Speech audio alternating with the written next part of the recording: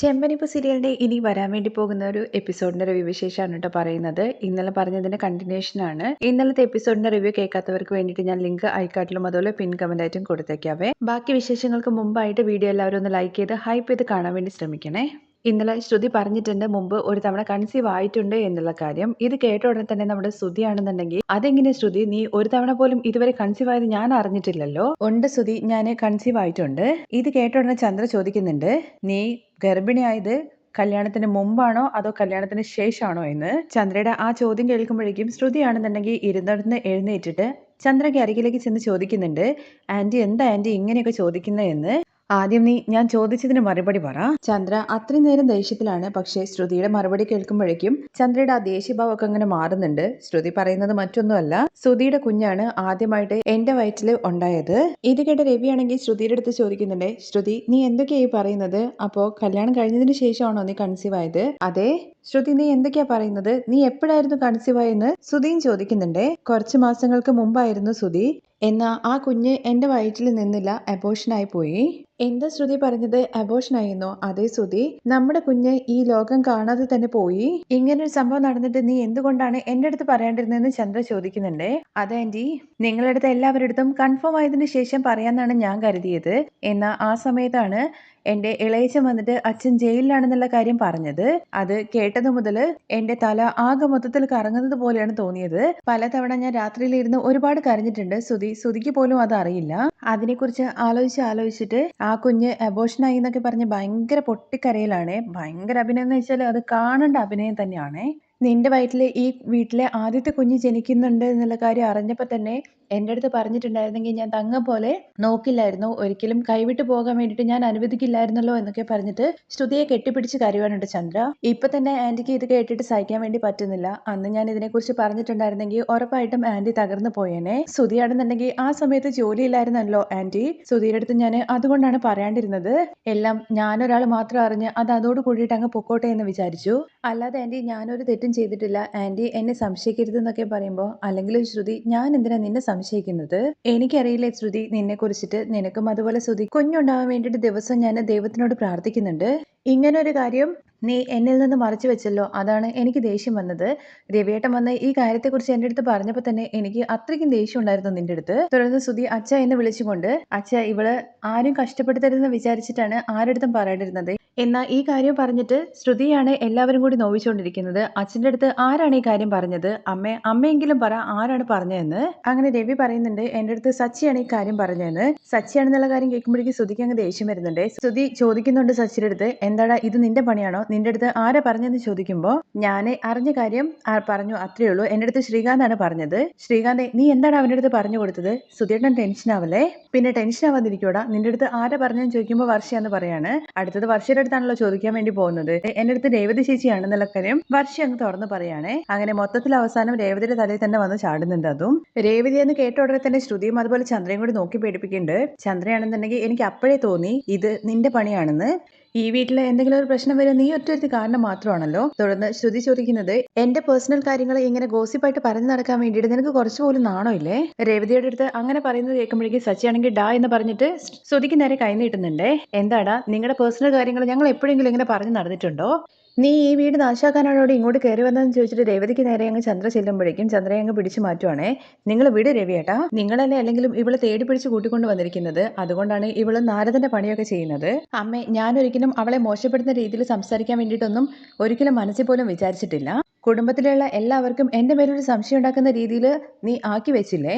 അതിന് മാത്രം രേവതി നിനക്ക് എന്നോട് എന്താണ് ദേഷ്യം? നോക്ക് ശ്രുതി, ഞാനൊരിക്കലും പ്രശ്നം ഉണ്ടാക്കാൻ വേണ്ടിയിട്ടല്ല ഇങ്ങനെയൊന്നും ചെയ്തത്. നീ മിണ്ടി പോവരുതടി. നീ നല്ലവളാണെന്നുള്ള കാര്യം എല്ലാവരുടെ മുമ്പിൽ കാണിക്കാൻ വേണ്ടിയിട്ട് ശ്രുതിയെ മോശക്കാരിയാക്കാൻ വേണ്ടിയിട്ടാണോ ശ്രമിക്കുന്നത്? നീ ഈ കുടുംബത്തിന് മാത്രമാണോ പറഞ്ഞിരിക്കുന്നത്, അല്ലെങ്കിൽ ഈ നാട്ടിൽ മൊത്തം പറഞ്ഞു നടന്നെന്ന് ചോദിക്കുമ്പോൾ, അമ്മേ ഒരു കാര്യം മനസ്സിലാക്കണം. ഞാൻ പൂ കൊടുക്കാൻ വേണ്ടിയിട്ട് ഹോസ്പിറ്റലിൽ പോയ സമയത്ത് അവിടെ വെച്ചിട്ടാണ് ഇങ്ങനെ ഒരു കാര്യം ഞാൻ കേട്ടത്. എങ്ങനെ നിന്റെ അടുത്ത് വന്നിട്ട് അവിടെയുള്ള ആൾക്കാർ പറഞ്ഞു എന്ന് ശ്രുതി ചോദിക്കുവാണേ. ഇല്ല, ഞാൻ പോയി ചോദിച്ച സമയത്ത് എന്ന് അപ്പൊ നീ ശ്രുതിയുടെ പുറകെ സ്പൈ വർക്കുമായിട്ട് നടക്കുവാണല്ലേ? കേട്ടില്ലേ അമ്മേ? എടി നിനക്ക് കുറച്ചുപോലെ നാണമില്ലേ? അവൾ എന്ത് ചെയ്ത് കഴിഞ്ഞാലും നിന്റെ പ്രശ്നം എന്താണ്? അവളെ കുറിച്ചിട്ട് നീ എന്തിനാണ് കാര്യങ്ങൾ അന്വേഷിക്കുന്നത്? അതിന് മാത്രം രേവതി എന്ത് തെറ്റാന്ന് സച്ചി ചോദിക്കുമ്പോ ഇതിലിപ്പോ എത്രമാത്രം തെറ്റെന്താണുള്ളത്? ചേച്ചി കാഷ്വലായിട്ട് അന്വേഷിച്ചു അത്ര മാത്രമല്ലേ ഉള്ളൂ എന്ന് വർഷ ചോദിക്കുമ്പോ അവൾ എന്തിനാ അന്വേഷിക്കുന്നതൊക്കെ ചോദിച്ചിട്ട് ചന്ദ്ര കടന്ന് തുള്ളുവാണേ. ഇപ്പൊ എന്താ പ്രശ്നം? എന്തായാലും രേവതി പറഞ്ഞ കാര്യം കള്ളൊന്നുമല്ലല്ലോ. രണ്ടാമത്തെ തവണ പ്രഗ്നന്റ് ആവാൻ വേണ്ടിയിട്ടല്ലേ പാർലർ എടുത്ത് ഹോസ്പിറ്റലിൽ പോയത്? അത് കള്ളമല്ലല്ലോ. അതിനിപ്പോ നിങ്ങളുടെ പ്രശ്നം എന്താണ്? ഞാൻ എപ്പോഴെങ്കിലും നിങ്ങളുടെ ഭാര്യയെ കുറിച്ചിട്ട് എന്തെങ്കിലും ചോദിച്ചു നടക്കാറുണ്ടോ? ഇത് അടുത്ത ആൾക്കാരുടെ ബെഡ്റൂമിൽ ഒളിഞ്ഞു നോക്കുന്നതിന് സമാണെന്നൊക്കെ പറഞ്ഞിട്ട് രണ്ടുപേരെ ആക്ഷേപിച്ച് സംസാരിക്കാനായിട്ട് ശ്രുതി ചെയ്യുന്നത്. ഇതിലെന്താണ് ഇതിന് മാത്രം പറയാനുള്ളത്? ശ്രുതിയോടുള്ള സ്നേഹത്തിന്റെ പുറത്തല്ലേ രേവതി അതിനെക്കുറിച്ച് അന്വേഷിച്ചത്? പിന്നെ ഇവൾക്ക് ഭയങ്കര സ്നേഹമല്ലേ? അങ്ങനെ ഇവൾക്ക് സ്നേഹം ഉണ്ടായിരുന്നെങ്കിൽ ഇവള് ഉറപ്പായിട്ടും ഈ കാര്യം അറിഞ്ഞ ഉടനെ തന്നെ ശ്രുതിയുടെ അടുത്ത് വന്ന് ചോദിക്കണമായിരുന്നു. പക്ഷേ ഇവൾ എന്ത് പണിയാണ് ഒപ്പിച്ചു വെച്ചിരിക്കുന്നത്? ഇത് നിനക്ക് അവസാനത്തെ വാണിംഗ് ആണ്. ഇതോടുകൂടി നീ അവസാനിപ്പിച്ചോണം ശ്രുതിയുടെ കാര്യത്തിൽ ഇടപെടുന്നത്. ഇനിയും ഇതുപോലത്തെ എന്തെങ്കിലും കാര്യം ചെയ്തു കഴിഞ്ഞു കഴിഞ്ഞാൽ ഞാൻ പിന്നെ മനുഷ്യസ്ത്രീ ആയിരിക്കില്ല എന്ന് പറയുമ്പോൾ അല്ലെങ്കിലും നിങ്ങൾ എപ്പോഴാണ് മനുഷ്യസ്ത്രീ ആയിട്ട് നടന്നിട്ടുള്ളത്? അതിന് മാത്രം അവൾ എന്ത് തെറ്റാ ചെയ്തെന്നൊക്കെ ചോദിച്ചിട്ട് സച്ചി ഭയങ്കരമായിട്ട് റേസ് ആവുന്നുണ്ട് കേട്ടോ. സച്ചി നിർത്ത്. ഇത് നോക്ക് ചന്ദ്രേ, രേവതി കള്ളമല്ല പറഞ്ഞത്. എന്നാലെന്ന് പറഞ്ഞു തുടങ്ങുമ്പോഴേക്കും രവിയെ പറയാൻ വേണ്ടിയിട്ട് അനുവദിക്കുന്നില്ല. ഇനി മേലാല് ശ്രുതിയുടെ കാര്യത്തിൽ ഇവളടുത്ത് ഇടപെടരുതെന്നുള്ള കാര്യം പറഞ്ഞേക്ക്. അതിനകത്ത് തലയിടരുതെന്നുള്ള കാര്യം കൂടി പറഞ്ഞേക്ക്. പറയാനല്ലേ പറഞ്ഞെന്നൊക്കെ ചോദിച്ചിട്ട് രവിക്ക് നേരെ ചൂടാവുന്ന സമയത്ത് അങ്ങനെ റൂൾസ് ഒന്നും പറയാൻ വേണ്ടിയിട്ട് എനിക്ക് പറ്റില്ല. ദേവു അറിഞ്ഞ കാര്യം രേവതിയുടെ അടുത്ത് പറഞ്ഞു. രേവതി അത് വർഷയുടെ അടുത്ത് പറഞ്ഞു. ഇത് കൂട്ടുകൂടുമ്പോ ആയതുകൊണ്ട് തന്നെ സുഖമാണെന്നുണ്ടെങ്കിലും ദുഃഖമാണെന്നുണ്ടെങ്കിലും എല്ലാവരും അങ്ങോട്ടും ഇങ്ങോട്ടും പകരണം. രഹസ്യമൊന്നും ഉണ്ടാവാൻ വേണ്ടി പാടില്ല. ഒരു കൂട്ടുകുടുംബാവുന്ന സമയത്ത് രഹസ്യം അങ്ങനെ നിൽക്കൊന്നുമില്ല. എല്ലാവരും അറിയുക തന്നെ ചെയ്യും. ഇത് അത്ര വലിയ കാര്യമായിട്ട് പറഞ്ഞിട്ട് കുടുംബത്തില് കുട്ടികൾക്കിടയിൽ പ്രശ്നം ഉണ്ടാക്കാൻ വേണ്ടി നോക്കരുത് നീ ചന്ദ്രേ. ഈ കാര്യം ഇതോടുകൂടി വിട്ടേക്ക്. ഞാൻ വാക്കിങ്ങിന് പോവാണ്. എല്ലാവരും അവരവരുടെ പണി നോക്കി എന്ന് പറഞ്ഞിട്ട് രവി അവിടുന്ന് പോവാണേ. രവി അങ്ങ് പോയി കഴിഞ്ഞ ശേഷം വർഷയും ശ്രീകാന്ത് മുറിയിലേക്ക് പോവാണ്. ചന്ദ്രയാണെന്നുണ്ടെങ്കിൽ രേവതിക്ക് അരികിലേക്ക് ചെന്നിട്ട് പറയുന്നുണ്ട്, ഇതോടുകൂടി നിർത്തിക്കോണം. ഇനി മേലാൽ ഇങ്ങനത്തെ പണിക്ക് നിന്നേക്കരുതെന്ന് പറഞ്ഞ് ചന്ദ്ര റൂമിലേക്ക് കയറി പോവാണ്. തുടർന്ന് ശ്രുതിയാണെന്നുണ്ടെങ്കിൽ വേറെ രീതിയിൽ കളിക്കുകയാണ് കേട്ടോ. എന്റെ കാര്യങ്ങൾ എന്നോട് കൂടി തന്നെ അവസാനിക്കട്ടെ എന്ന് വിചാരിച്ചിട്ടാണ് ഞാൻ ആരുടെ പറയാണ്ടിരുന്നത്. എന്നാൽ ഇത്രയും നാളായിട്ട് ഞാൻ ആന്റി കരയുന്നത് കണ്ടിട്ടില്ല. ആന്റി നീ കരയിപ്പിച്ചല്ലേ? ഞാൻ നിന്റെ അടുത്ത് കെഞ്ചി പറയാണ്, മേലാൽ എന്റെ കാര്യത്തിൽ ഇടപെട്ടേക്കരുതെന്ന് പറഞ്ഞിട്ട് ശ്രുതി മുറിയിലേക്ക് കയറി പോവാണേ. അതിന്റെ പുറകെ വാല് പോലെ ശ്രുതിയും പോകുന്നുണ്ട്. രേവതി കരഞ്ഞോണ്ടിരിക്കുന്നത് കാണുമ്പോഴേക്കും സച്ചി ചോദിക്കുന്നുണ്ട്, നീ എന്തിനാ ഇതിന് മാത്രം ഫീൽ ചെയ്യുന്നത്? കരഞ്ഞോണ്ടിരിക്കേണ്ടത് നീ ഇങ്ങോട്ട് വന്നേന്ന് പറഞ്ഞിട്ട് കൂട്ടിക്കൊണ്ടുപോവാണേ പുറത്തേക്ക്. ഉള്ളിലേക്ക് ചെന്ന ഉടനെ തന്നെ എന്താണ് ഈ വീട്ടിൽ ഞാൻ മാത്രം ഇങ്ങനെ അവസാനം പിടിക്കപ്പെടുന്നത്? നീ എന്തിനാണ് ചെന്ന് വർഷയുടെ അടുത്ത് കാര്യങ്ങളൊക്കെ പറഞ്ഞതെന്ന് സച്ചി ചോദിക്കുന്നുണ്ട്. എൻ്റെ അടുത്ത് പറഞ്ഞാൽ പോരായിരുന്നോ? നിങ്ങളുടെ അടുത്ത് പറഞ്ഞു കഴിഞ്ഞാലും നിങ്ങൾ ആദ്യം പോയിട്ട് അച്ഛൻ്റെ അടുത്ത് പറയും. അവസാനം ഞാൻ തന്നെയല്ലേ പിടിക്കപ്പെടുക? ശരി രേവതി വിട്ടേക്ക്. ഒരു കൂട്ടുകുടുംബാവുന്ന സമയത്ത് ഒരിക്കലും രഹസ്യമൊന്നും ഇങ്ങനെ കുറെ കാലം കാത്തു സൂക്ഷിക്കാൻ വേണ്ടി പറ്റില്ല. അച്ഛൻ പറഞ്ഞതുപോലെ തന്നെ എപ്പോഴായാലും ഇതൊക്കെ പുറത്തു വരും. ഇതുപോലെ പ്രശ്നമാവുന്നുള്ള കാര്യം അറിയാവുന്നത് കൊണ്ട് തന്നെയാണ് സച്ചിയേട്ടാ ഞാൻ ഇത് ആരെടുത്തും പറയാണ്ടിരുന്നത്. എന്നാൽ വർഷ എന്നെ ഒരുപാട് നിർബന്ധിച്ചപ്പോഴാണ് ഞാൻ പറഞ്ഞു പോയത്. ശരി അതൊക്കെ വിട്ടേക്ക്. എന്തായാലും നീ തെറ്റൊന്നും ചെയ്തിട്ടില്ലല്ലോ. പിന്നെ എന്തിനാണ് അമ്മ എന്നെ ചീത്ത വിളിച്ചതെന്നുള്ള കാര്യം ചോദിക്കാനുട്ടോ രേവതി. ഓ അപ്പൊ ഇന്നലെ രാത്രി വരെ നിന്നെ എടുത്ത് കൊഞ്ചിക്കുകയായിരുന്നു അമ്മ ചെയ്തിട്ടുണ്ടായിരുന്നത്. പക്ഷെ ഞാൻ അമ്മയെ കരയിപ്പിച്ചു എന്നുള്ള കാര്യം കൂടി പറഞ്ഞില്ലേ? അത് അമ്മ എപ്പോഴാണ് പറഞ്ഞിരിക്കുന്നത്? സൈഡ് ഗ്യാപ്പിൽ പൗഡർ എടുത്ത് ഗോളടിച്ചിട്ട് പോയതല്ലേ? ഈ കാര്യം നമ്മുടെ ശ്രുതി പുറത്ത് വെള്ളം എടുക്കാൻ വേണ്ടി വന്ന സമയത്ത് കേൾക്കുവാണേ. എന്തായാലും പൗഡർ എടുത്ത് കുറച്ച് കൂടുതലായിട്ട് ഓവർ റിയാക്ട് ചെയ്തതുപോലെയാണ് എനിക്ക് തോന്നിയത്. ഈ കാര്യം അന്നേ പറഞ്ഞിട്ടുണ്ടായിരുന്നെങ്കിൽ ഇത്രയും പ്രശ്നമാവില്ലായിരുന്നല്ലോ. ഇപ്പോൾ നീ പിടിക്കപ്പെട്ടു. എന്തായാലും ഒരു കാര്യം, ഇനി നീ അവളുടെ കാര്യത്തിലൊന്നും ഇടപെടണ്ട. അത് മാത്രമല്ല അവള് ഭയങ്കര കേടിയാണെന്നുള്ള കാര്യം എനിക്ക് പണ്ടേ അറിയാം. അവളെക്കുറിച്ച് ഇനി എന്തെങ്കിലും അറിഞ്ഞാലും നീ അതങ്ങ് വിട്ടേക്ക്. ആരടുത്തും പറയാൻ വേണ്ടി നിൽക്കണ്ട. അതല്ല സച്ചേട്ടാ, എന്തുകൊണ്ടായിരിക്കും ശ്രുതി ഈ കാര്യത്തെ കുറിച്ചിട്ട് ആരടുത്തും പറയാണ്ടിരുന്നത്? അറ്റ്ലീസ്റ്റ് അവളുടെ ഹസ്ബൻഡിന്റെ അടുത്തെങ്കിലും പറയില്ലേ? അവൾ എന്തെങ്കിലും ചെയ്യട്ടെ. എന്ത് ചെയ്ത് കഴിഞ്ഞാലും രേവതി നമുക്ക് എന്നാണ് സച്ചി ചോദിക്കുന്നത്. അല്ല സച്ചിയേട്ടാ, ഇപ്പോഴും ശ്രുതിയുടെ കാര്യത്തിൽ എനിക്ക് എന്തൊക്കെയോ സംശയങ്ങളുണ്ട്. അതെന്താ രേവതി നീ അങ്ങനെ പറഞ്ഞത്? എങ്ങനെ പറയേണ്ടതെന്നുള്ള കാര്യമൊന്നും സച്ചിയേട്ടാ എനിക്കറിയില്ല. പക്ഷേ അവൾ എന്തൊക്കെയോ മറയ്ക്കുന്നുണ്ട്. ഇതിലിപ്പോ സംശയിക്കാൻ എന്തിരിക്കുന്നു രേവതി? അവള് പക്ക ഫ്രോഡല്ലേ? ആ ഓടിപ്പോയതിന് അവളും കൂടി ചേർന്നിട്ട് എന്തെല്ലാം കാര്യങ്ങൾ മറച്ചു വെച്ചിട്ടുണ്ട് ആർക്കറിയാം? സച്ചിയേട്ടാ നിങ്ങളുടെ ഏട്ടന്റെ കാര്യം വിട്ടേക്ക്. പക്ഷേ ശ്രുതിയുടെ കാര്യത്തിൽ എന്തൊക്കെയോ ഒരു മർമ്മമുണ്ട്. അവള് എന്തൊക്കെയോ മറിക്കുന്നുണ്ട്. അതിനെ കുറിച്ചൊക്കെ രേവതി നീ എന്തിനാ വെറുതെ ഓർത്ത് ടെൻഷൻ അടിക്കുന്നത്? അതൊക്കെ വിട്ടേക്ക്. അതിനെക്കുറിച്ച് അറിഞ്ഞിട്ട് നമുക്കിപ്പോൾ പ്രത്യേകിച്ച് ഒന്നും ചെയ്യാനില്ല. അവസാനം കുരുക്കെല്ലാം നിന്റെ തലയിൽ വന്ന് വീഴും. നീ ഒരു കാര്യം ചെയ്യ്, പോയി ഡ്രസ്സൊക്കെ ചേഞ്ച് ചെയ്ത് മുഖമൊക്കെ കഴുകിയിട്ട് വാ. നമുക്ക് പുറത്ത് പോയിട്ട് ഒരു ഐസ്ക്രീം കഴിച്ചിട്ട് വരാം. നീ ഒന്ന് കൂളാവുന്നൊക്കെ പറഞ്ഞിട്ട് തള്ളി വിടുവാണ് കേട്ടോ. ഇതെല്ലാം ശ്രുതി പുറത്തുനിന്ന് കേൾക്കുന്നുണ്ടല്ലോ. രേവതി ഉള്ളിലേക്ക് കയറി വരുന്നത് കാണുമ്പോഴേക്കും ശ്രുതിയാണെന്നുണ്ടെങ്കിൽ അവിടുന്ന് മാറി നിൽക്കുന്നുണ്ടേ. അവിടുന്ന് നേരെ ചെന്നിട്ട് ഇനിയും രേവതിക്ക് എന്തെങ്കിലും പണി കൊടുത്താലാണല്ലോ അവൾ ഇനി ഇതിനെക്കുറിച്ച് തീരെ ഒന്നും ചിന്തിക്കാതിരിക്കുക. അതിന് വേണ്ടിയിട്ട് എരിപിരി കയറ്റാൻ വേണ്ടി ചന്ദ്രയ്ക്ക് അരികിലേക്ക് ചെല്ലുവാണേ. ശ്രുതിയെ കണ്ട ഉടനെ തന്നെ മുറിയിലേക്ക് കയറി വരുമ്പോൾ ചന്ദ്ര ഇങ്ങനെ പറയുന്നുണ്ട്, ശ്രുതി നിനക്ക് കുറച്ചു നേരം റെസ്റ്റ് എടുത്തുകൂടായിരുന്നോ? നീ ജോലിയുടെ കാര്യത്തിലൊക്കെ ഭയങ്കര സ്ട്രെസ്ഡ് ആണ്. അതുകൊണ്ടാണ് നിനക്കിപ്പോൾ ഇങ്ങനെയൊക്കെ സംഭവിച്ചത്. കുറച്ചു നേരം കിടന്ന് റെസ്റ്റ് ഒക്കെ എടുക്ക്. പിന്നെ നീ ABC ജ്യൂസൊക്കെ ഉണ്ടാക്കി കുടിക്കുന്നതല്ലേ, എന്നിട്ടും നിന്റെ ശരീരത്തിന് ഇപ്പോൾ ഇങ്ങനെയൊക്കെ സംഭവിച്ചല്ലോ. ആൻറ്റി, എൻ്റെ ശരീരത്തിനൊന്നും കുഴപ്പമില്ല, പക്ഷേ മെൻ്റൽ പ്രഷറാണ് എനിക്ക് താങ്ങാൻ വേണ്ടി പറ്റാത്തത്.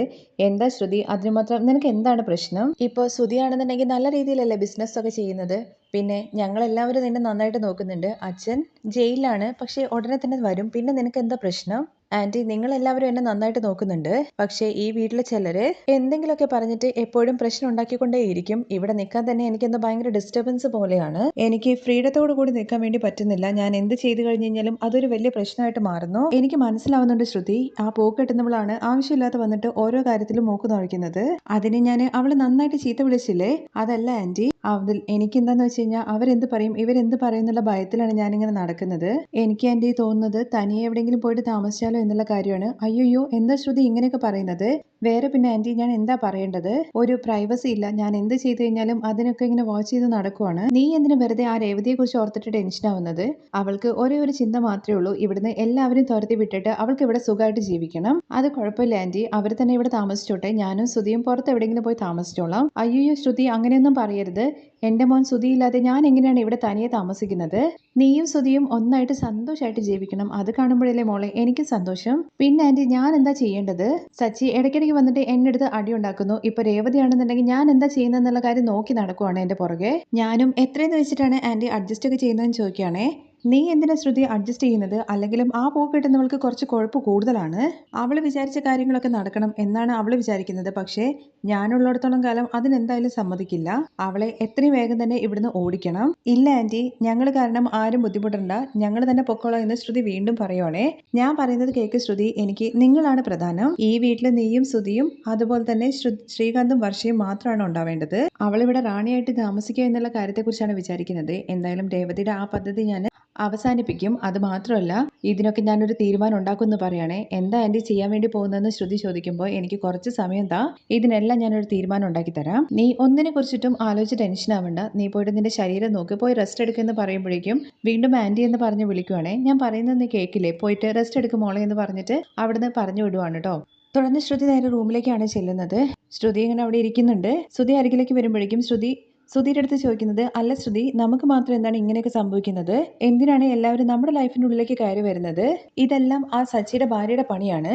പക്ഷേ ആൻറ്റി ആണെന്നുണ്ടെങ്കിൽ ദേഷ്യത്തോട് കൂടിയിട്ട് എൻ്റെ അടുത്ത് അങ്ങനെയൊക്കെ ചോദിച്ചില്ലേ? അത് അമ്മ അറിയാതെ എന്തോ ചോദിച്ചു പോയതാണ്. അല്ല, ആൻറ്റിക്ക് ഇങ്ങനെ ഒരു കാര്യം അറിഞ്ഞിട്ടുണ്ടായിരുന്നെങ്കിൽ എൻ്റെ അടുത്ത് പേഴ്സണലി വന്ന് ചോദിച്ചാൽ പോരായിരുന്നോ? ഞാൻ അതിനെക്കുറിച്ച് പറയില്ലായിരുന്നോ? അത് എന്തായാലും എല്ലാവരും അറിഞ്ഞില്ലേ, ഇനിയിപ്പോൾ അതിനെക്കുറിച്ച് പറഞ്ഞിട്ട് എന്താണ്? എനിക്ക് എന്താണെന്നറിയില്ല ശ്രുതി, ഇനിയിപ്പോൾ ഇവിടെ താമസിക്കാൻ വേണ്ടിയിട്ട് തന്നെ തോന്നുന്നില്ല. അതിനെക്കുറിച്ച് അമ്മ പറഞ്ഞു തനിയെ പോകുന്നത്. അതെങ്ങനെയാണ് നമ്മൾ പോവുക? അപ്പോൾ ശ്രുതി എൻ്റെ കൂടെ വരില്ലെന്ന് ചോദിക്കുമ്പോൾ, അതല്ല ശ്രുതി, ചെറുപ്പം മുതലേ അമ്മയ്ക്ക് എന്നോട് ഭയങ്കര സ്നേഹമാണ്. അതുകൊണ്ട് തന്നെ അമ്മയെ ഇവിടെ തനിച്ചാക്കിയിട്ട് നമ്മൾ എങ്ങനെ പോവുക? ആൻറ്റിക്ക് മാത്രമേ ഉള്ളൂ ശ്രുതിയുടെ അടുത്ത് സ്നേഹമുള്ളത്, മറ്റാർക്കും മര്യാദ പോലും ഇല്ല. സച്ചിൻ നിന്നെ കുറിച്ച് എന്തൊക്കെയാ പറയുന്നത്? അതൊക്കെ ആലോചിച്ചിട്ട് അവനൊക്കെ ഒരാളാണെന്നൊക്കെ ശ്രുതി ചോദിക്കുന്നുണ്ടെങ്കിലും അവൻ പഠിച്ചിട്ടില്ല, വെറും കാർ ഡ്രൈവറാണ്. എങ്കിലും അവനെ ഇവിടെ എല്ലാവർക്കും പേടിയാണ്. എന്തിന്? നിന്റെ അമ്മ പോലും അവൻ്റെ മുമ്പിൽ തലകുനിച്ച് നിൽക്കും. അതുകൊണ്ട് തന്നെ രേവതിയും അധികാരം നടത്താൻ വേണ്ടി തുടങ്ങിയിട്ടുണ്ട്. നമ്മുടെ ലൈഫിൽ എന്തിനാണ് അവരൊക്കെ വന്ന് തലയിടുന്നത്? അതുകൊണ്ടൊക്കെയാണ് ഞാൻ പറഞ്ഞത് നമുക്ക് തനിയെ പോകാം എന്ന്. വെറുതെ അവരെ കുറിച്ചിട്ടൊക്കെ ആലോചിക്കുന്നത്. അതെല്ലാം വിട്ടേക്ക്. ആ സച്ചിയുടെ ഭാര്യയാണെന്നുണ്ടെങ്കിൽ നിന്റെ പേരാണ് സ്പോയിലാക്കാൻ വേണ്ടിയിട്ട് നോക്കിയിരിക്കുന്നത്. അറ്റ്ലീസ്റ്റ് ശ്രുതിക്ക് എൻ്റെ അടുത്തെങ്കിലും ഈ കാര്യം നേരത്തെ പറഞ്ഞുകൂടായിരുന്നോ? സോറി ശ്രുതി, ആ സമയത്ത് ശ്രുതിക്കാണെങ്കിൽ നല്ലൊരു ജോലി പോലും ഇല്ലല്ലോ, എനിക്ക് ഭയങ്കര ടെൻഷനിലും ആയിരുന്നല്ലോ. ഇതിനെക്കുറിച്ചൊക്കെ പറഞ്ഞിട്ട് വെറുതെ വേദനിപ്പിക്കേണ്ട എന്ന് വിചാരിച്ചിട്ടാണ് ഞാൻ പറയാണ്ടിരുന്നത്. ശ്രുതിക്ക് എന്നോട് ദേഷ്യമുണ്ടോയെന്ന് ചോദിക്കുമ്പോൾ ഞാൻ എന്തിനാണ് ശ്രുതി ദേഷ്യപ്പെടുന്നത്? ഞാൻ ഹാപ്പി ആയിട്ടായിരിക്കുന്നത്. ഹാപ്പി ആയിട്ടോ? അതെ, ഞാൻ ഒരു അച്ഛനായില്ലേ. ഇത് കേട്ടിട്ട് ശരിക്കും ശ്രുതിക്ക് ഭയങ്കര ഒരു ഷോക്കാണ്. അതിന് ശ്രുതി, ആ കുഞ്ഞ് നിന്നില്ലല്ലോ. നിന്നില്ല, അത് സത്യം തന്നെയാണ്. പക്ഷേ എങ്കിലും നമ്മൾ രണ്ടുപേരും അച്ഛനും അമ്മയും ആയില്ലേ. നമ്മൾ രണ്ടുപേരും അച്ഛനും അമ്മയായ സന്തോഷത്തിലാണ് ഞാന്. ആ കുഞ്ഞ് പിറക്കാത്തതിന്റെ പേരിൽ നിനക്ക് സങ്കടമില്ലെന്ന് ചോദിക്കുമ്പോൾ അടുത്ത കുഞ്ഞ് ഉടനെ തന്നെ പിറക്കും എന്നുള്ള കാര്യത്തെക്കുറിച്ച് ഓർക്കുമ്പോൾ എനിക്ക് സന്തോഷമാണ്. ശ്രുതി എന്തൊക്കെയായി പറയുന്നത്? നമുക്ക് ആ ബേബി ഉണ്ടായില്ല, പക്ഷേ ഇതിൽ നിന്ന് ഒരു കാര്യം മനസ്സിലാക്കിക്കൂടെ? നമുക്ക് രണ്ടുപേർക്കും ഒരു കുഴപ്പമില്ല എന്ന്. നീയാണെങ്കിൽ ടെസ്റ്റ് എടുക്കുന്ന കാര്യത്തെക്കുറിച്ചൊക്കെ പറഞ്ഞിട്ടുണ്ടായിരുന്നല്ലോ. ഇനി അതിന്റെ ആവശ്യമില്ലല്ലോ, നമ്മൾ രണ്ടുപേരും ഹെൽത്തി എന്നുള്ള കാര്യം മനസ്സിലായില്ലേ? ആദ്യത്തെ കുഞ്ഞ് അബോർഷൻ ആയതിന്റെ പേരിൽ നമ്മൾ ടെൻഷൻ അടിക്കേണ്ട കാര്യമൊന്നുമില്ല. ഉടനെ തന്നെ ശ്രുതി നമുക്ക് ഒരു കുഞ്ഞുകൂടി ഉണ്ടാകും. ശ്രുതി, ആ കുഞ്ഞ് അബോർട്ട് ആയിട്ടില്ല എന്നുണ്ടെങ്കിൽ ഇപ്പോൾ നിനക്ക് എത്ര മാസം ആവുമായിരുന്നു? ഒരു 4-5 മാസമൊക്കെ ആയിട്ടുണ്ടാവും. ആ കുഞ്ഞ് എബോർഷൻ ആയിട്ടില്ലായിരുന്നെങ്കിൽ നമ്മൾ ഇപ്പോഴേ ബേബിയുടെ ഫ്യൂച്ചറും കാര്യങ്ങളൊക്കെ പ്ലാൻ ചെയ്യില്ലായിരുന്നോ? ആ കുഞ്ഞ് എബോർഷൻ ആയിട്ടില്ലായിരുന്നെങ്കിൽ ചെയ്യുന്ന കാര്യങ്ങളെക്കുറിച്ച് ഓരോന്നായിട്ട് ശ്രുതി ഇങ്ങനെ പറയുന്നുണ്ട് കേട്ടോ. ആ കുഞ്ഞ് 4-5 മാസമൊക്കെ ആകുമ്പോഴേക്കും കുഞ്ഞിന് വേണ്ട കാര്യങ്ങളൊക്കെ ചെയ്യും. നമ്മൾ ഇവിടെ മൊത്തത്തിൽ ബേബി പ്രൂഫ് ആക്കും. അതുപോലെ തന്നെ കുഞ്ഞിന് വേണ്ടി ഡ്രസ്സുകളൊക്കെ എടുക്കാൻ വേണ്ടി തുടങ്ങും. പിന്നെ നിനക്കാണെന്നുണ്ടെങ്കിൽ പച്ചമാങ്ങയൊക്കെ തിന്നാൻ വേണ്ടി തോന്നൂലേ? അപ്പോൾ ഞാൻ അത് മേടിച്ചുകൊണ്ട് തരും. പിന്നെ നിനക്ക് ഇടയ്ക്കിടയ്ക്ക് തലകറക്കും കാര്യങ്ങളൊക്കെ വരുന്ന സമയത്ത് ഞാൻ അതെല്ലാം കണ്ട് ഭയക്കും. അങ്ങനെ ഓരോരോ കാര്യങ്ങൾ ശ്രുതി കുഞ്ഞുണ്ടായാലുണ്ടാവുന്ന ഭയങ്കര കാര്യങ്ങൾ ഇങ്ങനെ പറഞ്ഞുകൊണ്ടിരിക്കുമ്പോൾ ശരിക്കും ശ്രുതിക്ക് ഭയങ്കരമായിട്ട് സങ്കടമാവുന്നുണ്ട് കേട്ടോ. കുഞ്ഞിനെ കുറിച്ചിട്ട് പറയുന്ന കാര്യങ്ങളെല്ലാം കേട്ട് ഭയങ്കര ഫീൽ ചെയ്തിട്ട് ശ്രുതിയുടെ നെഞ്ചിൽ കിടന്ന് പൊട്ടി കരഞ്ഞുകൊണ്ടിരിക്കുകയാണ് കേട്ടോ ശ്രുതി നീ കരയേണ്ട ഒരു കാര്യമില്ല, നമുക്ക് ഉടനെ തന്നെ ഒരു കുഞ്ഞുണ്ടാകും, ഞാൻ ആ സമയത്ത് നിന്നെ ഒരുപാട് കെയർ ചെയ്യുന്നൊക്കെ പറയുന്നുണ്ടെങ്കിലും ശ്രുതി മനസ്സിലിങ്ങനെ വിചാരിക്കുന്നത് സോറി ശ്രുതി, നിന്നെ ഞാൻ ഒരുപാട് കള്ളങ്ങൾ പറഞ്ഞിട്ട് പറ്റിച്ചു, പക്ഷേ അതെല്ലാം ഞാൻ പറയുന്നത് നിന്റെ കൂടെ സന്തോഷമായിട്ട് ജീവിക്കാൻ വേണ്ടിയിട്ട് മാത്രമാണ്. തുടർന്ന് പിറ്റേ ദിവസം രാവിലെയാണ് കാണിക്കുന്നത്. പതിവ് പോലെ തന്നെ ദേവ് വർക്ക് ചെയ്യുന്ന ഹോസ്പിറ്റലിലേക്ക് കൊണ്ടുപോയി കൊടുക്കുകയാണ്. അവിടെ വെച്ചിട്ട് ദേവുമായിട്ട് സംസാരിക്കുന്നുണ്ട്. ഭക്ഷണം കഴിച്ച കാര്യത്തെക്കുറിച്ചൊക്കെ ചോദിക്കുമ്പോൾ നല്ല വർക്കായിരുന്നു ചേച്ചി, ഞാൻ ഭക്ഷണമൊക്കെ കഴിച്ചതാണ്, എന്തായാലും നമുക്ക് രണ്ടുപേർക്കും കൂടി പോയിട്ട് ചായ കുടിക്കാമെന്ന് പറയുമ്പോൾ വേണ്ട എന്ന് രേവതി പറയുന്നുണ്ടെങ്കിലും നിർബന്ധിച്ച് ദേവ് കൊണ്ടുപോവാണേ. ചായ കുടിച്ചുകൊണ്ടിരിക്കുന്ന സമയത്ത് ശ്രുതിയുടെ കാര്യത്തെക്കുറിച്ച് ചോദിക്കുമ്പോൾ അതിന് നിന്നെ വേണം ആദ്യം അടിക്കാൻ വേണ്ടിയിട്ട്, ഞാൻ അപ്പോഴേ പറഞ്ഞതാണ് അവളുടെ ഒരു കാര്യത്തിലും ഇടപെടണ്ടായെന്ന്, നീയാണ് ആവശ്യമില്ലാത്ത കാര്യങ്ങളൊക്കെല്ലാം പോയി ചോദിച്ചിട്ട് എന്റെ തലയിൽ ഏറ്റുവിട്ടത്, ഇപ്പോൾ അത് മൊത്തത്തിൽ വലിയൊരു പ്രശ്നമായി. അതിന് ചേച്ചി ഞാൻ ആരുടെ പറഞ്ഞില്ല, നീ പറഞ്ഞിട്ടില്ല, പക്ഷേ ഞാൻ ആ കാര്യത്തെക്കുറിച്ച് ആലോചിച്ച് ഭ്രാന്ത് പിടിച്ചിട്ട് വർഷയുടെ അടുത്ത് പറഞ്ഞു, പിന്നെ അത് വീട്ടിൽ മൊത്തം അറിഞ്ഞു. അതെങ്ങനെ ചേച്ചി അറിഞ്ഞത്? വർഷത്തെ ശ്രീകാന്തിന്റെ അടുത്ത് പറഞ്ഞു, ശ്രീകാന്ത് ആണെന്നുണ്ടെങ്കിൽ സച്ചിന്റെ അടുത്ത് പറഞ്ഞു, പിന്നെ വീട്ടിൽ മൊത്തം അറിഞ്ഞു. ആഹാ, വർഷ ഡബിംഗ് ആണ് ചെയ്യുന്നെന്നുള്ള കാര്യം ഞാൻ വിചാരിച്ചത്, എന്നാൽ ഇപ്പൊ ശരിക്കും ഒരു റേഡിയോ ആണല്ലോ. ഇതിനെക്കുറിച്ച് അറിഞ്ഞിട്ട് അമ്മയാണെന്നുണ്ടെങ്കിൽ ശ്രുതിയുടെ അടുത്ത് ഭയങ്കരമായിട്ട് ദേഷ്യപ്പെട്ടു. അതിന് ചേച്ചി ഞാൻ ഇല്ലാത്തൊന്നും പറഞ്ഞില്ലല്ലോ എന്നൊക്കെ ദേവ് ചോദിക്കുമ്പോ അതല്ലടി, അവള് ഇതിനു മുമ്പ് ഗർഭിണിയായിട്ടുണ്ട്, പക്ഷെ അത് അബോർഷനായി. അയ്യോ എന്ന് ദേവ് പറയുമ്പോഴേക്കും അതേടി, അത് കേട്ടപ്പോൾ എനിക്കും വിഷമം തോന്നി. പിന്നെ അവസാനം ഇതിനെക്കുറിച്ച് എല്ലാവരും അറിയിച്ചത് ഞാനാണെന്ന് പറഞ്ഞിട്ട് എല്ലാവരും കൂടി ചേർന്നിട്ട് എന്നെ വറുത്തു കോരി. സോറി ചേച്ചി, ഇതെല്ലാം ഞാൻ കാരണമല്ലെന്ന് ദൈവം ചോദിക്കുമ്പോൾ നീ കാരണമൊന്നും അല്ലടി, ഞാൻ എന്റെ വായ വെച്ചിട്ട് ചുമ്മാ ഇരിക്കണായിരുന്നു. ചേച്ചി ഇതെല്ലാം ശരിയാണോ എന്നുള്ള കാര്യം ഞാൻ ഒന്നുകൂടി ഡോക്ടറെ അടുത്ത് പോയി ചോദിച്ചാലോ എന്ന് ചോദിക്കുമ്പോൾ നിനക്ക് എൻ്റെ അടുത്ത് നല്ലോണം കിട്ടും, ഇനി ഇതിനെക്കുറിച്ച് എന്തെങ്കിലും അറിഞ്ഞിട്ട് പോയി പറഞ്ഞു കഴിഞ്ഞ് കഴിഞ്ഞാൽ അവസാനം എന്നെ ആയിരിക്കും മാലയായിട്ട് അമ്മ ഭിത്തിയിൽ തൂക്കാൻ വേണ്ടി പോകുന്നത്. നീ ഒരു കാര്യം നോക്കിക്കോ, അവളെങ്ങാനും ഇങ്ങോട്ട് വരുവാണെന്നുണ്ടെങ്കിൽ ഇനി അവളുടെ അടുത്ത് സംസാരിക്കാനേ പോണ്ട, നമ്മൾ നമ്മുടെ കാര്യം നോക്കി ജീവിച്ചാൽ മതി. ശരിയെന്ന് പറഞ്ഞിട്ട് രേവതി ചായ കുടിച്ചതിന് ശേഷം അവിടുന്ന് പോവാണ്. അപ്പോഴേക്കും HR നമ്മുടെ ദേവുവിന് കോള് വരുന്നുണ്ട് കേട്ടോ. വിളിച്ചത് മറ്റൊന്നിനുമല്ല, ശ്രുതി ഈ കാര്യം ദേവു മുഖേനയാണ് രേവതി അറിഞ്ഞെന്നുള്ള കാര്യം മനസ്സിലാക്കിയല്ലോ, അതുകൊണ്ട് തന്നെ ദേവുവിനിട്ട് പണി കൊടുക്കാൻ വേണ്ടിയിട്ട് അവിടെ ഹോസ്പിറ്റലിലേക്ക് വിളിച്ചിട്ട് വരുന്ന പേഷ്യൻസിന്റെ റെക്കോർഡൊക്കെ കണ്ടവർക്കൊക്കെ നിങ്ങൾ ഷെയർ ചെയ്യണോ എന്നുള്ള കാര്യം ചോദിച്ചിട്ട് ഭയങ്കരമായിട്ട് അവിടെ ഫയർ ചെയ്തു. അവർക്ക് ഒരു കസ്റ്റമറിനെ നഷ്ടപ്പെടുകയാണല്ലോ ചെയ്തിരിക്കുന്നത്. അതുകൊണ്ട് തന്നെ അതിന്റെ പേരിൽ ദേവുവിന്റെ പണി കളയാൻ വേണ്ടിയിട്ടാണ് HR അങ്ങോട്ടേക്ക് വിളിച്ചിട്ടുണ്ടായിരുന്നത്. പക്ഷെ ദേവു പാവം വീട്ടിലെ കുട്ടിയാണ്, കഷ്ടപ്പെട്ടിട്ടാണ് ജോലി കിട്ടിയത്, എന്നെ ജോലിയിൽ നിന്ന് പിരിച്ചുവിടരുതെന്നൊക്കെ പറഞ്ഞിട്ട് കെഞ്ചി പറയുന്ന സമയത്ത് ശരി അങ്ങനെയാണെന്നുണ്ടെങ്കിൽ ഈ മാസത്തെ പകുതി സാലറി മാത്രമേ നിനക്ക് കിട്ടുള്ളൂ എന്നുള്ള കാര്യം പറയാണ്. അതെന്താ സാർ അങ്ങനെയൊക്കെ പറഞ്ഞെന്ന് ചോദിക്കുമ്പോൾ അല്ലെങ്കിൽ നിനക്ക് ഈ ജോലി വിട്ടു പോകാം എന്ന് പറയാണ്. അങ്ങനെ അവസാനം നിവൃത്തിയില്ലാതെ ദേവു ആണെന്നുണ്ടെങ്കിൽ അതിന് സമ്മതിക്കുക ചെയ്യുന്നത്. കാരണം ഹാഫ് സാലറി ഒന്നെങ്കിൽ ഹാഫ് സാലറി അല്ലെങ്കിൽ ജോലിയിൽ നിന്ന് പിരിഞ്ഞു പോകുക ഈ മാസം. അതാണ് ശ്രുതി ഉണ്ടാക്കിയ പ്രശ്നം കാരണം ദേവുവിന് ഫേസ് ചെയ്യേണ്ടി വരുന്നത് കേട്ടോ. പക്ഷെ ഈ കാര്യങ്ങളെ കുറിച്ചിട്ട് ആരടുത്തും ദേവു പറയുന്നൊന്നുമില്ല. തുടർന്ന് വീണ്ടും രേവതിയാണെന്നുണ്ടെങ്കിൽ ഫുഡ് ഉണ്ടാക്കിക്കൊണ്ടിരിക്കുന്ന സമയത്ത് ചേച്ചിമാര് വിളിക്കുന്നുണ്ടേ. ചേച്ചിമാര് പുറത്ത് നിന്നിട്ട് രേവതിയുടെ അടുത്ത് പുറത്തേക്ക് വരാൻ വേണ്ടിയിട്ടാണ് കേട്ടോ പറയുന്നത്. ഉള്ളിലേക്ക് കയറി വരാൻ വേണ്ടി പറയുന്ന സമയത്ത് ഇല്ല നീ പുറത്തേക്ക് വാ എന്ന് പറഞ്ഞിട്ട് നിർബന്ധിച്ച് വിളിക്കുവാണ്. രേവതി പുറത്തേക്ക് വന്നിട്ട് ചേച്ചിമാരുടെ അടുത്ത് ഉള്ളിലേക്ക് കയറുക, നമുക്ക് ചായ കുടിച്ചുകൊണ്ട് സംസാരിക്കാന്നൊക്കെ പറയുന്നുണ്ട്. പക്ഷെ വേണ്ട, അവർക്ക് വലിയൊരു കല്യാണത്തിന്റെ ഓർഡർ കിട്ടിയിട്ടുണ്ട്. അതുകൊണ്ട് തന്നെ 3-4 പേര് ഒരുമിച്ച് നിന്ന് കെട്ടിക്കഴിഞ്ഞ് കഴിഞ്ഞാൽ വൈകുന്നേരം രാത്രിയാകുമ്പോഴേക്കും മൊത്തത്തിൽ തീർക്കാം. അതിന് വേണ്ടിയിട്ട് രേവതിയെ വിളിക്കാൻ വേണ്ടി വന്നതാണ് കേട്ടോ. പക്ഷെ രേവതിയാണെന്നുണ്ടെങ്കിൽ പോകുന്നില്ല കേട്ടോ. സച്ചി വരുന്ന സമയത്ത് ഭക്ഷണം എടുത്ത് കൊടുക്കാൻ വേണ്ടിയിട്ട് ആരും ഉണ്ടാവില്ല. രേവതി ഇല്ലെങ്കിൽ ഭക്ഷണം മര്യാദയ്ക്ക് കഴിക്കാതെ സച്ചി കിടന്നുറങ്ങും. അതൊക്കെ പറഞ്ഞിട്ട് ചേച്ചിമാര് തന്നെ ചിരിക്കുവാണ് ഇവിടെ ചെയ്യുന്നത്. എന്തായാലും രേവതി നീ പറ്റുവാണെന്നുണ്ടെങ്കിൽ സച്ചിയുടെ അടുത്ത് ചോദിച്ചിട്ട് വരാൻ വേണ്ടി പറഞ്ഞിട്ട് ചേച്ചിമാർ അവിടുന്ന് പോകുന്നുണ്ട്. ഉടനെ തന്നെ സച്ചിയുടെ കോള് വരുവാണ് കേട്ടോ രേവതിയുടെ ഫോണിലേക്ക്. രേവതി പറയുന്നുണ്ട് സച്ചിയേട്ടാ നിങ്ങൾക്ക് 100 ആയുസാണ്. അതെന്താ രേവതി നീ വല്ല ജോത്സ്യനെയും പോയി കണ്ടോ എന്നുള്ള കാര്യം ചോദിക്കുമ്പോൾ അല്ല സച്ചിയേട്ടാ, ഞാനിപ്പോ സച്ചിയേട്ടനെ കുറിച്ച് ചിന്തിച്ചതേ ഉള്ളൂ. ഓ അങ്ങനെ ചിന്തിക്കുമ്പോഴേക്കും 100 ആയുസാണെന്നുണ്ടെങ്കിൽ പിന്നെ മനുഷ്യന്മാർ എന്തിനാ വെള്ളം കുടിക്കുന്നതും ഭക്ഷണം കഴിക്കുകയൊക്കെ ചെയ്യുന്നത്? ചുമ്മാ എന്ത് പറഞ്ഞു കഴിഞ്ഞാലും അതിനെ കളിയാക്കുന്ന രീതിയിൽ സംസാരിക്കല്ലേ. സച്ചിയേട്ടൻ എപ്പോഴാ വരിക എന്നുള്ള കാര്യം ചോദിക്കുമ്പോൾ അതിനെക്കുറിച്ച് സംസാരിക്കാൻ വേണ്ടിയിട്ടാണ് രേവതി ഞാനിപ്പോൾ വിളിച്ചത്. രാത്രിയിൽ വരില്ല എന്നാണ്. അതെന്താ വരാത്തത്? എനിക്കൊരു ട്രിപ്പ് ഉണ്ട്, കുറച്ച് ദൂരത്തേക്കാണ്. എവിടേക്കാണ്? രാത്രി മൊത്തം നിങ്ങൾ ട്രിപ്പ് ഓടിക്കോ? പിന്നെ അവിടെ എത്തുന്ന വരെ ഓടിച്ചല്ലേ പറ്റുള്ളൂ. ടയർഡ് ആവില്ല സച്ചേട്ടന്? ടയർഡ് ആയി കഴിഞ്ഞ് കഴിഞ്ഞാൽ കുറച്ചു നേരം എവിടെയെങ്കിലും നിർത്തും. അപ്പൊ രാത്രിയിൽ വിശക്കില്ലേ? ആ വിശന്ന ഭക്ഷണം കഴിക്കണം. എവിടുന്ന് കഴിക്കണം? എന്ത് കഴിക്കണം? എങ്ങനെ കഴിക്കണം? അങ്ങനെ ഒരു 100 കൂട്ടം ക്വസ്റ്റ്യൻ ചോദിക്കാനുണ്ട് സച്ചിയുടെ അടുത്ത് രേവതി. അല്ല രേവതി, നീ എന്താ എക്സ്പ്രസ് ട്രെയിൻ പോലെ ഇങ്ങനെ ക്വസ്റ്റ്യന്റെ മേലെ ക്വസ്റ്റ്യൻ ഇങ്ങനെ ചോദിച്ചുകൊണ്ടിരിക്കുന്നത്? ഞാൻ തന്നെ ആകെ ക്ഷീണിച്ചു. അല്ല, നിങ്ങൾ പുറത്ത് പോവാന്നുള്ള കാര്യം കേട്ട് കഴിഞ്ഞ് കഴിഞ്ഞാൽ പിന്നെ ഞാൻ ചോദ്യങ്ങളൊന്നും ചോദിക്കാൻ വേണ്ടി പാടില്ലേ എന്ന് കരുതിയിട്ട് ഇത്രയും ചോദ്യങ്ങളൊക്കെയാണ് ചോദിക്കുന്നത്. ഇപ്പോ നിന്റെ അടുത്ത്, നീ എന്റെ അടുത്ത് അമ്മേന്റെ അടുത്ത് പോവാന്നുള്ള കാര്യം പറഞ്ഞു കഴിഞ്ഞാൽ ഞാൻ നിന്റെ അടുത്ത് എന്തെങ്കിലും ചോദിക്കാറുണ്ടോ? പോയിട്ട് വരാനല്ലേ പറയാറുള്ളൂ. സച്ചേട്ടാ, ഒരു കാര്യം, എനിക്ക് ഇന്ന് മാല കെട്ടാൻ വേണ്ടിയിട്ട് പോകാനുണ്ടായിരുന്നു രാത്രി. സച്ചേട്ടൻ വരുന്നുള്ള കാര്യം വിചാരിച്ചിട്ട് ഞാൻ പോകണ്ടെന്ന് വിചാരിച്ചു. അതിനെന്താ രേവതി, നീ പോയിട്ട് വാ എന്ന് പറയണേ. അപ്പൊ ഞാൻ എവിടെ പോകുന്ന, എന്താ കാര്യങ്ങളെ കുറിച്ചൊന്നും ചോദിക്കുന്നില്ലെന്ന് ചോദിക്കുമ്പോൾ രേവതി, നീ ചോദിച്ച ചോദ്യങ്ങൾക്ക് തന്നെ ഞാൻ ആകെ ക്ഷീണിച്ചിരിക്കുകയാണ്, എനിക്ക് ഒന്നും ചോദിക്കാനില്ല, നീ പോയിട്ട് വാ.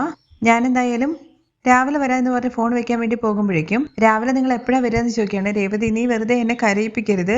ഇപ്പൊ നിന്റെ അടുത്ത് സംസാരിച്ച ഈ സമയം ഉണ്ടായിരുന്നെങ്കിൽ എനിക്ക് കുറച്ച് ദൂരെ എവിടെയാണ്, അവിടെ പോയിട്ട് വരാനുള്ള സമയമുണ്ടെന്ന് പറയായിരുന്നേ. ശരി ശരി എന്ന് പറഞ്ഞ് ചിരിച്ചും കൊണ്ട് രേവതി ഫോൺ വെക്കുകയാണ് കേട്ടോ. സച്ചിയുടെ കോൾ വെച്ച ഉടനെ തന്നെ രേവതിയാണെന്നുണ്ടെങ്കിൽ പൂ കെട്ടാൻ വരാം എന്ന് പറഞ്ഞിട്ട് ചേച്ചിമാരെ വിളിക്കുന്നുണ്ട്. പക്ഷെ ചേച്ചിമാര് രേവതി വരുന്നില്ല എന്നുള്ള കാര്യം അറിഞ്ഞത് കൊണ്ട് തന്നെ വേറൊരു ആളെ ഏർപ്പാടാക്കിയിട്ടുണ്ടായിരുന്നു. അങ്ങനെ ആ പൂവിന്റെ ഓർഡർ പോവാണ് കേട്ടോ രേവതിക്ക്. തുടർന്ന് രാത്രിയിലാണ് കേട്ടോ കാണിക്കുന്നത്. വർഷയാണെന്നുണ്ടെങ്കിൽ ജോലിയൊക്കെ കഴിഞ്ഞിട്ട് ഉള്ളിലേക്ക് കയറി വരുമ്പോൾ ശ്രീകാന്തിനെ വിളിച്ചുകൊണ്ടാണ് വരുന്നത്. വർഷ, നീ വീട്ടിലെത്തിയോ എന്നുള്ള കാര്യം ചോദിക്കുമ്പോൾ ഞാൻ വീട്ടിനുള്ളിലേക്ക് കയറിക്കൊണ്ടിരിക്കുകയാണ്. അല്ല, ശ്രീകാന്ത് എപ്പോ വരും? നമുക്ക് ഡിന്നറിന് പുറത്തു പോയാലോ എന്ന്. വർഷേ, ഇന്ന് എന്തായാലും പറ്റില്ല, ഞാൻ വരാൻ വേണ്ടിയിട്ട് കുറച്ച് ലേറ്റ് ആകും. ഇവിടെ നൈറ്റിൽ 12 മണിക്ക് ശേഷം ഒരു ബർത്ത്ഡേ പാർട്ടി ഉണ്ട്.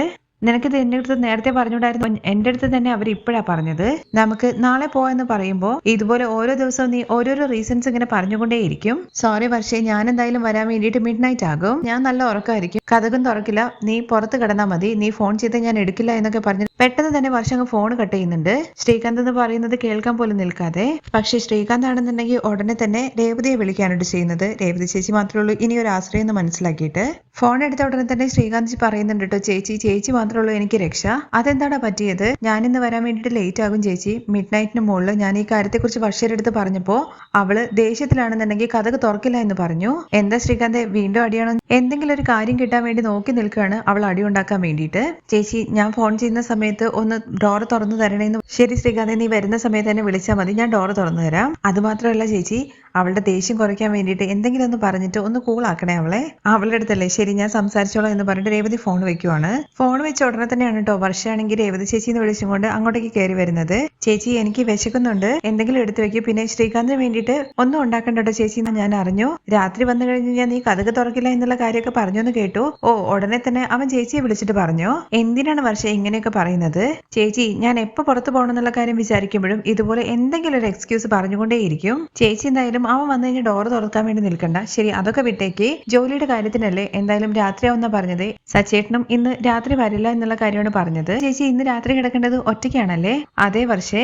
ഓ, അപ്പൊ ഇന്ന് ഗേൾസ് നൈറ്റ് ആണല്ലേ? അങ്ങനെയാണെങ്കിൽ ചേച്ചി നമുക്ക് രണ്ടുപേർക്കും കൂടി ചേർന്നിട്ട് ഇന്ന് എന്തെങ്കിലും പടം കാണാം. അത് കേൾക്കുമ്പോൾ രേവതിക്കും ഭയങ്കര സന്തോഷമാവുന്നുണ്ട്. ചേച്ചി, ഇപ്പൊ പുതിയൊരു പ്രേതത്തിന്റെ സിനിമ ഇറങ്ങിയിട്ടുണ്ട്, നമുക്ക് എന്റെ ടാബിൽ അത് കാണാം. അയ്യോ, പ്രേതത്തിന്റെ പടോ? അതൊന്നും വേണ്ട, എനിക്ക് പേടിയാണ്.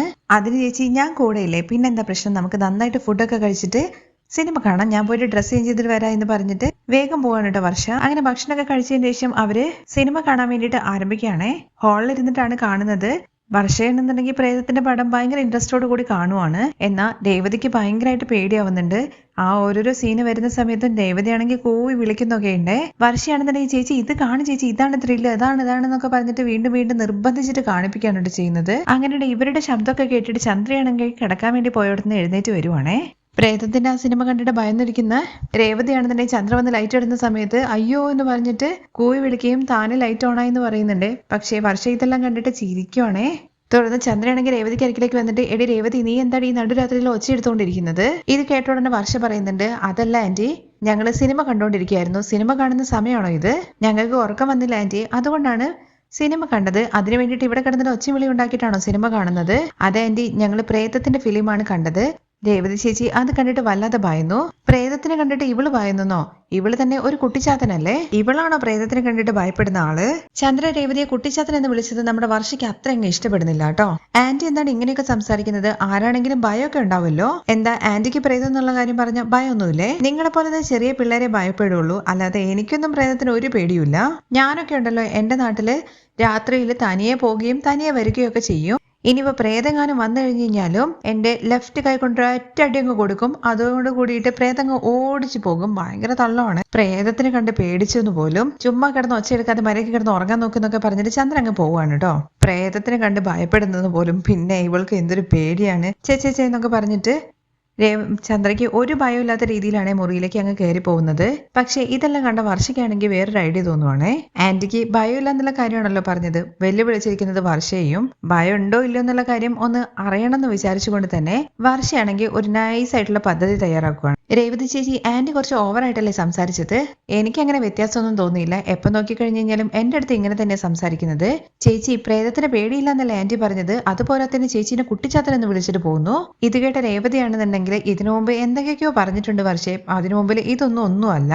അവർക്ക് പേടിയില്ല എന്നുള്ള കാര്യമല്ലേ പറഞ്ഞത്? ആന്റിക്ക് ഭയം എന്താന്നുള്ള കാര്യം ഞാൻ കാണിച്ചു കൊടുക്കാം. നീ എന്താ വർഷം ചെയ്യാൻ വേണ്ടി പോകുന്നുള്ള കാര്യം ചോദിക്കുമ്പോൾ അവരെ ഭയപ്പെടുത്താൻ വേണ്ടി ഞാൻ പോവാണ്. വേണ്ട വർഷേ, അവർ കിടന്ന് ഉറങ്ങിക്കോട്ടെ, നീയും പോയി കിടന്നുറങ്ങുന്നു പറയുമ്പോൾ, അല്ല ചേച്ചി, അവര് ചേച്ചിയെ കുട്ടിച്ചാത്തൻ എന്നുള്ള കാര്യം പറഞ്ഞില്ലേ, അവരുടെ മേലെ എങ്ങനെയാ കുട്ടിച്ചാത്തനെ കയറ്റിവിടാൻ വേണ്ടി പോകുന്നുള്ള ഞാൻ കാണിച്ചു തരാം. ഇത് കേട്ട രേവതിയാണെന്നുണ്ടെങ്കിൽ, വർഷ നീ എന്താ ഈ പറയുന്നത്? നിനക്ക് മന്ത്രമൊക്കെ അറിയാമെന്ന് ചോദിക്കുകയാണേ.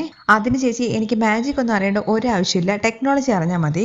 പ്രേതത്തിന്റെ പടം എങ്ങനെയാണ് എടുക്കുന്നത് എന്നുള്ള കാര്യം ഞാനിപ്പോൾ ലൈവായിട്ട് ചേച്ചിയെ കാണിച്ചു തരാം. അയ്യോ വർഷേ, അതൊന്നും വേണ്ട, അത് വലിയ പ്രശ്നമാവെന്നൊക്കെ പറഞ്ഞിട്ട് പിടിച്ചു നിർത്താൻ വേണ്ടിയിട്ട് രേവതി ശ്രമിക്കുന്നുണ്ടെങ്കിലും ചേച്ചി അവിടെ നിൽക്കും, ഞാൻ ഇപ്പോൾ വരാം എന്ന് പറഞ്ഞ് പോയിട്ട് സ്പീക്കറൊക്കെ എടുത്തുകൊണ്ട് വരുവാണേ. എന്നിട്ട് ചന്ദ്ര കിടക്കുന്ന മുറിന്റെ പുറത്ത് പ്രേതം വരുന്നതിന് മുമ്പുള്ള മ്യൂസിക്കും അത് കഴിഞ്ഞിട്ട് ചന്ദ്രേ ചന്ദ്രേ എന്ന് പറഞ്ഞ് വിളിക്കുന്ന രീതിയിലുള്ള മ്യൂസിക്കും അങ്ങനെ ഓരോരോ മ്യൂസിക് ഇങ്ങനെ മാറ്റി ഇട്ടിട്ട് ചന്ദ്രയെ പേടിപ്പിച്ച് വിറപ്പിക്കുകയാണ് ഇവിടെ ചെയ്യുന്നത് നമ്മുടെ വർഷ.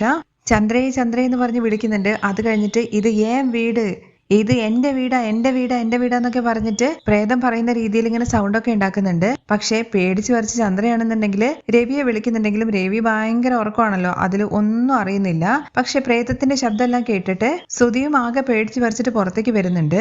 തനിക്ക് പേടിയില്ല എന്നുള്ള കാര്യം വർഷയുടെ അടുത്താണല്ലോ പറഞ്ഞത്. വർഷ ചന്ദ്രയെ പേടിപ്പിച്ച് വിറപ്പിച്ചിട്ട് രാത്രിയിൽ നിർത്തുന്നതായിട്ടുള്ള രംഗമാണ്. ആ സീനൊക്കെ ശരിക്കും ഒറിജിനൽ ആയിട്ട് തന്നെ കാണണം. നമ്മുടെ ചന്ദ്രയാണെങ്കിൽ പേടിച്ച് വിറച്ച് ഒരു രക്ഷയില്ലാണ്ട് അവിടെ ഇങ്ങനെ നിൽക്കുന്നത് വരെയാണ് കേട്ടോ എപ്പിസോഡിന്റെ രംഗം കാണിക്കുന്നത്. ബാക്കി വിശേഷങ്ങൾ കേൾക്കാൻ താല്പര്യം ഉണ്ടെന്നുണ്ടെങ്കിൽ നെക്സ്റ്റ് എപ്പിസോഡിന് കമന്റ് ചെയ്യണേ.